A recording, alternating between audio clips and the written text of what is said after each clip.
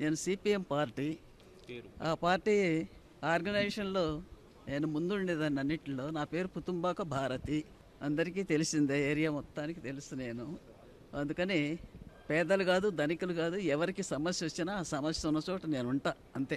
ఆ విధంగానే ఈ కేసు తెలిసి కూడా నేను మణిపాల్లో చేర్చారు బాబుని, సీరియస్గా ఉంది అని తెలిసి నేను సీఎం గారిని కలిసే ప్రయత్నం చేశాను. నాకు మిత్రులు ఇద్దరు ముగ్గురు సహాయం చేశారు ఇక్కడ. వారి సహకారంతో నేను సెకండ్ టైం వెళ్ళేటప్పటికే నాకు ఇంటర్వ్యూ ఇచ్చారు. నేను చెప్పిన వెంటనే 10 లక్షల చెక్కు రాశారు. ఇవాళ చెక్కు రిలీజ్ చేశారండి. ఇది తీసుకోవడానికి నన్నే రమ్మన్నారు, నేను వచ్చాను. దీన్ని బట్టి నాకు ఏమనిపిస్తుందంటే, ఇవాళ కొత్తగా ఏర్పడిన ఈ ప్రభుత్వం 5 సంవత్సరాల తర్వాత అధికారంలోకి వచ్చింది. చాలా ఆర్థిక ఒడిదుడుకులను ఎదుర్కొంటుంది.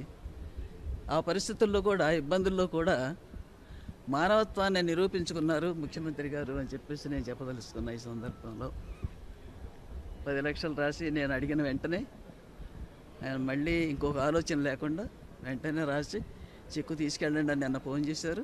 అందుకని ఈరోజు వచ్చాను నేను. వారు స్పందించడానికి నాతో ఉన్నటువంటి మిత్రులు వాళ్ళు కూడా నాతో పాటుగా చాలా కృషి చేశారు. కౌలు రైతు కుటుంబం, వెంకటేశ్వరరావు ఆయన పేరు. భార్య భర్త, తల్లి తండ్రి కూడా కష్టపడి ఆ పిల్లల్ని ఇద్దరిని చదివించుకున్నారు, అమ్మాయి అబ్బాయిని. వాళ్ళలో అబ్బాయి మళ్ళీ పునర్జన్మే. ఈ పునర్జన్మ చంద్రబాబు నాయుడు గారు ఇచ్చినట్టే నేను చెప్పదలుచుకున్నా. దాంట్లో మినహాయింపు ఏం లేదు. అది ఒకప్పుడు మేము పొలిటికల్గా మిత్రపక్షాలం అండి, ఇప్పుడేం కాదు. కాకపోయినా కూడా వాస్తవాలనే మాట్లాడుకోవాలి మనం.